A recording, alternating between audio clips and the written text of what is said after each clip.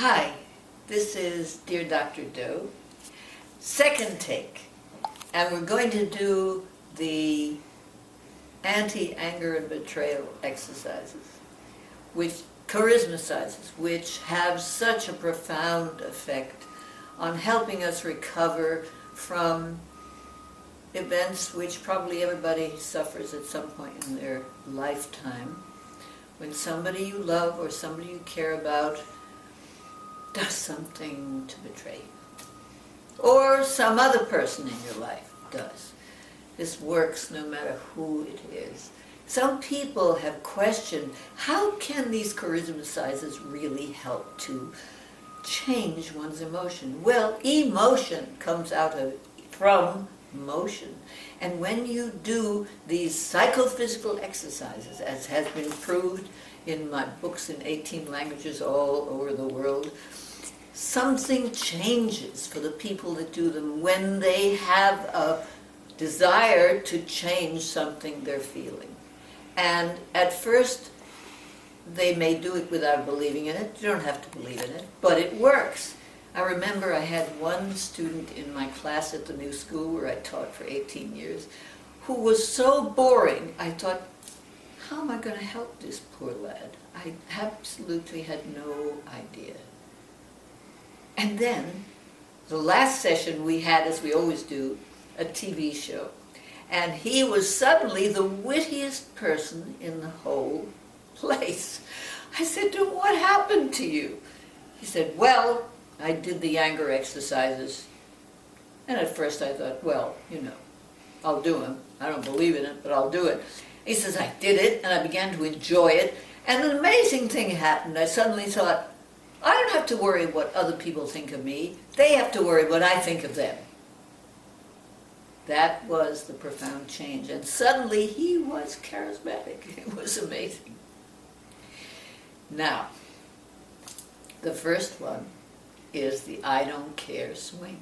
And I've done this with groups of 500 disaffected, annoyed executives who were gathered in a room, including the Department of Interior in Washington, and very cranky. And after they'd done this for 10 minutes, everybody was smiles, it was all great, and nobody had to confront anybody with any issues. So it's really effective. And it just goes like this. 1, 2, 3. I don't care. I don't care. I don't care. I don't care. Now, on my website, www.charisma Central, because people asked for this, we had a little charisma workshop where we did the I don't care swing in 18 languages. I actually know it in 45. But what was interesting is that there's usually a rude version and a polite version in every language. And somehow the rude version is more satisfying. But the main thing, whichever you do it, just very loose. I don't care. I don't care. I don't care. I don't care. Breathe. I don't care. I don't care. I don't care. Of course, you do care. But it doesn't matter because your body is learning to let go when it's not profitable to hold on. Okay. Now, the anger exercise that is the most effective is this one. And it starts with the words, you bastard. If you don't like that word, you can use you dastard. Some people felt embarrassed about that. But supposing it was a woman that you're angry at. So you don't want to say you bastard, but you could say you vampire. So many people have suggested bitch. No good because too short, too sharp, and too tied up. We want something that will allow you to release feeling through the body. So you, and also it releases creativity. That's the amazing part. When you are tied up with anger and negative emotions, it also ties up your creativity and doesn't allow you to enjoy your life.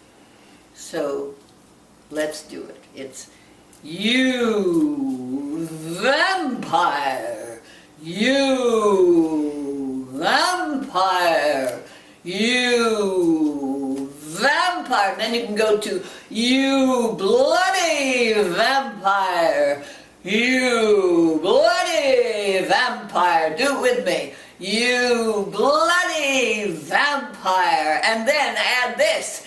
You bloody vampire. You bloody vampire. You bloody vampire. Good. Now that roar came to me unexpectedly the other day when I was doing this, and that was an example of how it stimulates your creativity, because it really adds something important. Now we are standing in the midst of the artwork of my beloved daughter, Andrea Lang, and here's my book on charisma. There is her wonderful drawing. You're kidding, I won an all-expense-paid trip to New York. And here is this wonderful drawing of a Victorian lady who's saying that. And that next to it is the Charisma Award, right there, which was given to the head of the largest security company in Japan, and to a group of celebrities that were chosen for their charisma. That's the Charisma Award, which actually denotes radiance and magnetism. Now, I did a questionnaire with over 2,000 people informally. I didn't ask them, are you charismatic? Because a lot of people would say, oh no, not me. But I said, when were you most charismatic? And the fascinating thing was, nobody said never, which proves we have all had that experience. When we were in love, we won a prize, something, top of the team or something. It could have been a private moment, could have been a public moment, but we all have had it, which shows that charisma is something we have within, and all we need to do is to liberate it, to liberate it. And when I was in Italy, just before the Italian version of my book came out, I had the opportunity to really change something because it didn't work for them. That's interesting. Different countries have different names for the book. In Japan, they called it Transforming Weakness into Strength. And in Italy, we were doing that series, I Have a Right to Feel What I Feel. Now you think that's obvious, but some people don't feel they do. And when you say it aloud 10 times, that feeling becomes real in your body. And then I have a right to enjoy expressing what I feel. And I can choose when I want to do it. The final sentence in that series was, I have a right to be outrageous. Now, in Italy, my friends told me, it's not a good word in Italian. Oltraggioso non è tanto buono. Find something else. So I came up with a much better and more basic one, which I think works for everything, because it's really the essence of what is meant by that, which is, I have a right to dare. Yeah. So if you have a right to dare, anything you're afraid of dissolves because you have the right to dare. And so that is very powerful. Pardon me. Now, I want to show you the final one for this series. So, as I was saying, these around me are some of the magnificent drawings and paintings of my daughter, Andrea Lang. Bless her. Bless her. Now, the final one, which I'm going to give you today, is that you clench your fists. Clench your fists, and any time you want to get over nervousness fast, that's a good thing. Clench and release. Clench and release. Clench and release. But this time, we're going to do something else. We're going to rid your entire mind, body, spirit of all the negativity that you've been feeling. So you go, you clench your fist, and you throw it out the window as far away as you can, into the ocean or into the sky. Again, throw it out, throw it out, throw it out the window. Good. And now, come back with the camera.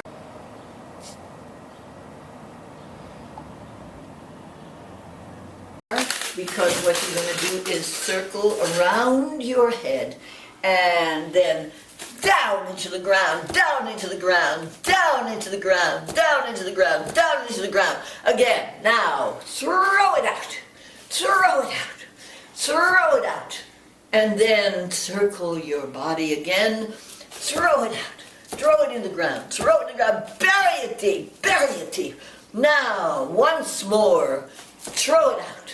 Throw it out. Actually, you can do it 5 times, but let's just do this one. Throw it out. And now this is different. You surround your body and you come up to the Tantien and you feel the cleansed energy filling your whole body and you are free. Bless you all with my heart's love. Dr. Dell.